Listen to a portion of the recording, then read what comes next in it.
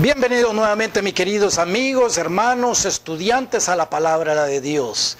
Nos habíamos quedado en la lección anterior, siempre en ese capítulo 14 de Marcos, donde habíamos visto cómo Jesús es arrestado por el sumo sacerdote, por ese concilio de los ceneos, decimos nosotros, pues se estaba cumpliendo la profecía aquí de que Satanás iba a crucificar a Cristo, tal y como se nos dijo en Génesis capítulo 3, versículo 15. Antes de continuar, entonces, le pedimos al Dios Todopoderoso, a nuestro Creador, a nuestro Señor, que nos envíe su espíritu de entendimiento, su Espíritu Santo, para que juntos podamos entender, comprender lo que Él nos quiere dar a entender en esta lección. Se lo pedimos entonces en el nombre sagrado de Jesús, Yeshua, Emmanuel, Dios con nosotros. Abran sus Biblias entonces a ese capítulo 14 de Marcos, y nos habíamos quedado en ese versículo 52, y habíamos visto anteriormente cómo Cristo, ¿verdad?, controla la situación de su arresto. Vemos en ese Evangelio de San Juan, en el capítulo 18, del versículo 6 al versículo 9, cómo Judas, con ese grupo de alguaciles y de soldados, vienen a querer arrestar al Señor, pero Él se les adelanta.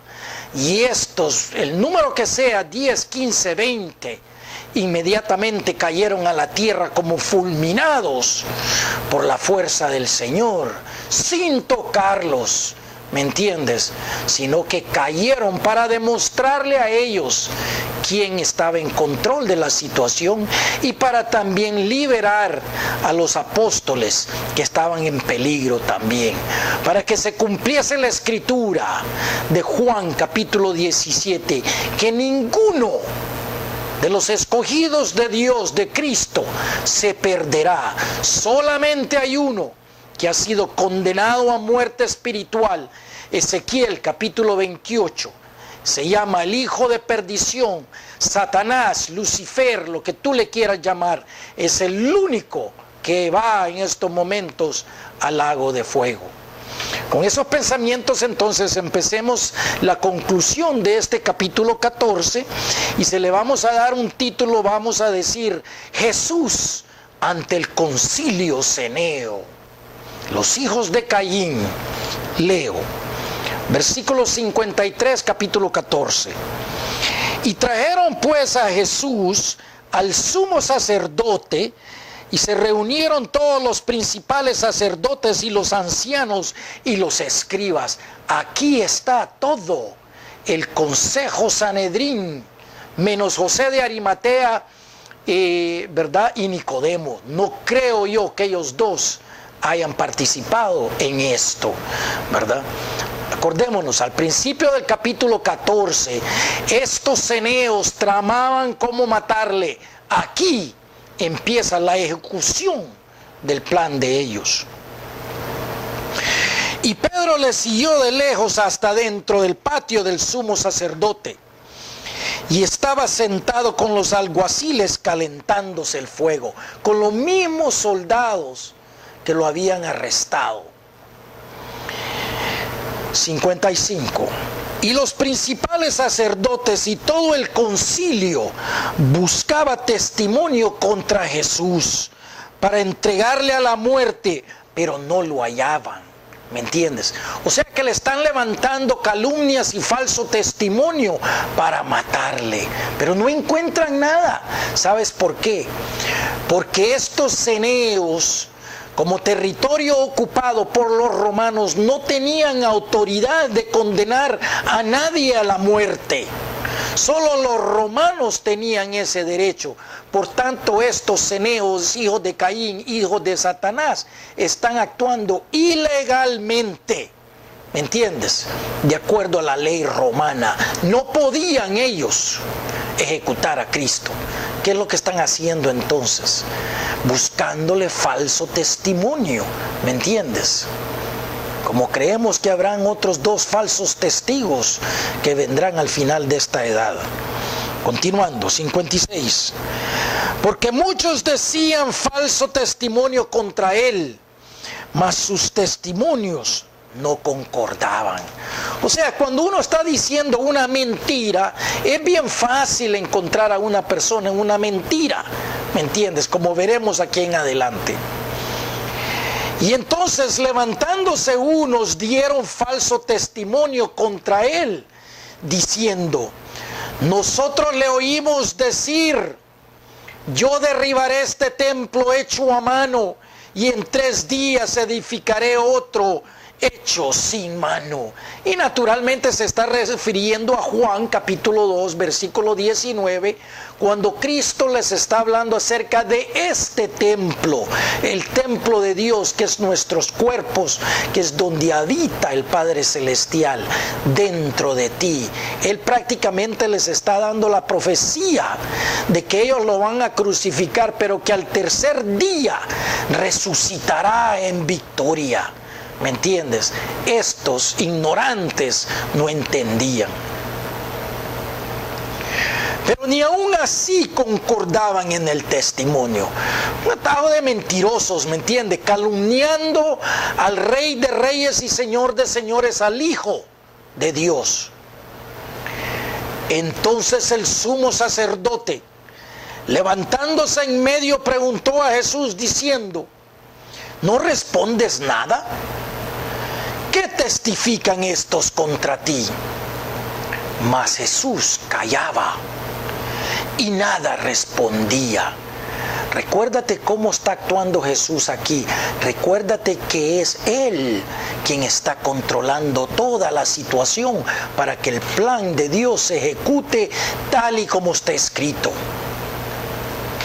Y el sumo sacerdote le volvió a preguntar y le dijo: ¿eres tú el Cristo, el Hijo del Bendito? Y Jesús le dijo: yo soy. O sea, la tetragramía del nombre sagrado de Dios y de Jesús. Yo soy quien yo soy. ¿Me entiende? Ia, Asher, Ia. O sea, yo soy quien yo quiero ser. Si yo quiero controlar esta situación, la controlo. Si no, no. Si quiero que me crucifiquen, ustedes me van a crucificar. Si no, no. Para que se cumpliese la Escritura.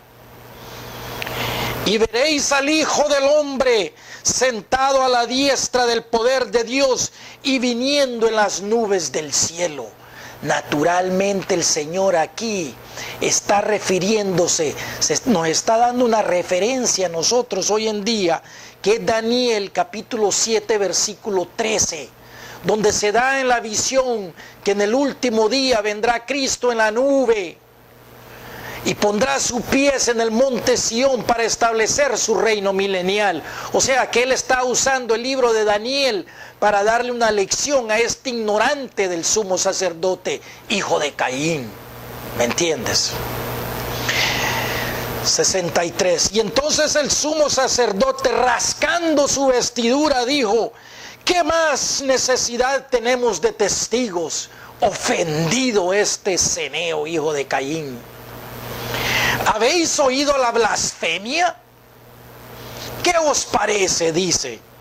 Y todos ellos le condenaron, declarándole ser digno de muerte. Naturalmente esto siguiendo una ley, la ley antigua de Levíticos capítulo 24, 16, acerca de la blasfemia contra el nombre de Dios.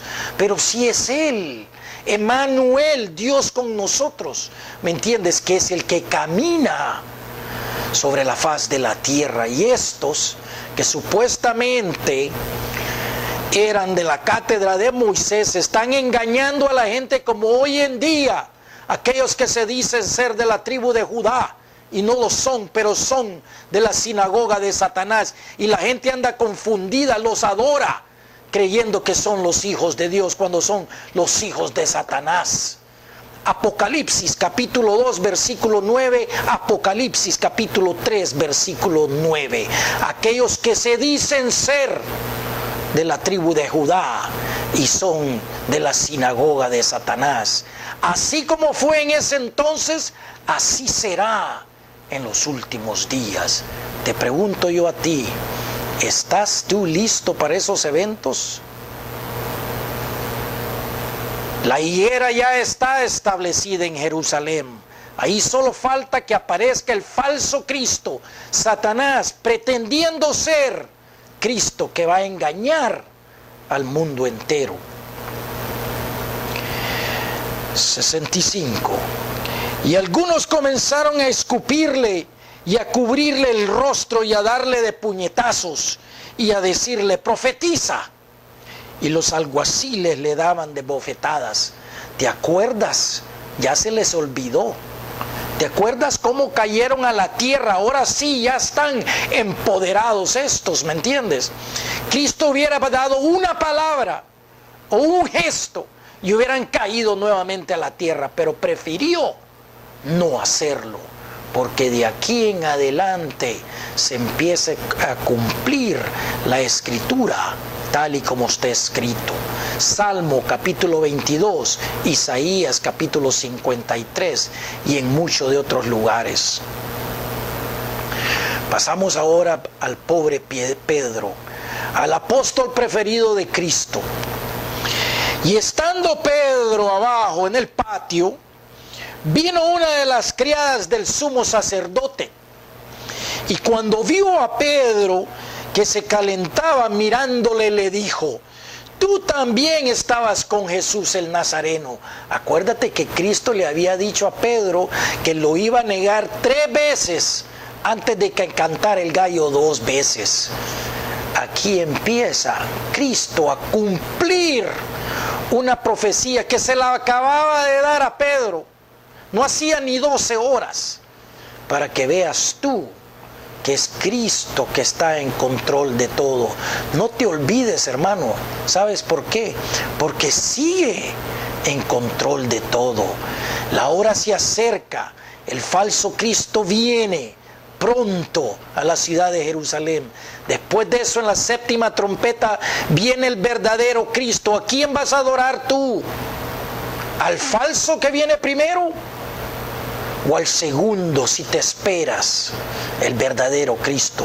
Tienes un gran destino, ¿me entiendes? Tenemos que ayudar a nuestra gente a que salga de la confusión de las iglesias hoy en día, porque no se les enseña nada. Están engañados con una teoría del rapto que no existe.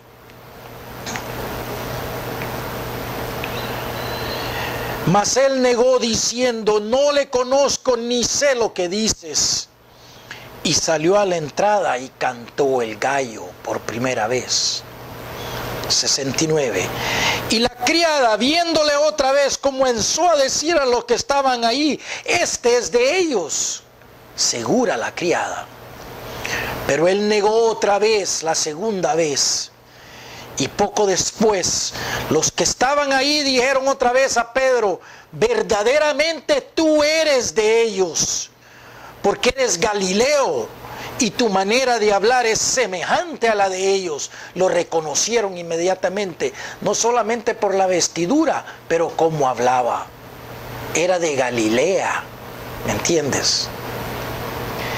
Entonces él comenzó a maldecir y a jurar: no conozco a este hombre, ¿de quién habláis? Y el gallo cantó la segunda vez. Entonces Pedro se acordó de las palabras que Jesús le había dicho.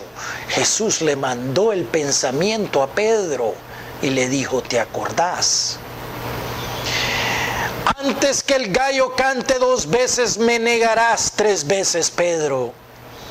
Y pensando en esto, Pedro lloraba. Te lo digo, hermano, que Pedro sufrió por esto, pero no tenía ningún control sobre la situación, ¿me entiendes? Aunque él quería, no podía, porque se tenía que cumplir las palabras de Cristo tal y como las había dicho, ¿me entiendes? Para darnos a entender hoy en día, con sus profecías, Mateo 24, Marcos 13, Lucas 21, Juan, el Apocalipsis, que todo lo que él ha dicho se va a cumplir al pie de la letra. No te dejes engañar, hermanos. Sé que repito esto mucho, ¿me entiendes?, en mis lecciones, pero es la verdad. No seas como Pedro, no seas incrédulo, cree. lo que Cristo dice. Cree lo que la palabra dice. Hermanos, gracias por escuchar. No te pierdas los siguientes capítulos de esta epístola de Marcos, que están súper interesantes para que aprendamos de Cristo. Dios te bendiga. Gracias por escuchar. Acuérdate, Cristo es la palabra viviente.